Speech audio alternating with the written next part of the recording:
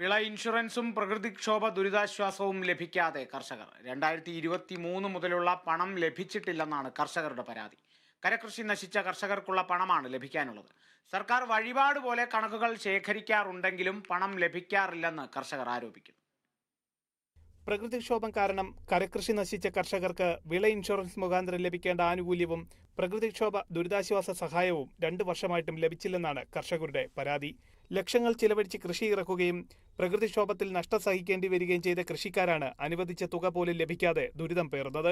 2023 പ്രകൃതിക്ഷോഭ ദുരിതാശ്വാസ തുക, 2024 വിള ഇൻഷുറൻസ് തുക എന്നിവ വിതരണം ചെയ്യാതെ അനന്തമായി നീളുകയാണ്. കർഷകർ ഓണവിപണി ലക്ഷ്യമിട്ട് കൃഷി ചെയ്ത ലക്ഷക്കണക്കിന് ഏത്തവാഴകളാണ് കാറ്റിലും മഴയിലും വെള്ളപ്പൊക്കത്തിലും നശിച്ചത്. കുലച്ച വാഴകൾക്ക് 300 രൂപയും കുലയ്ക്കാത്ത വാഴകൾക്ക് 100 രൂപയുമാണ് സർക്കാർ പ്രഖ്യാപിച്ച നഷ്ടപരിഹാര തുക.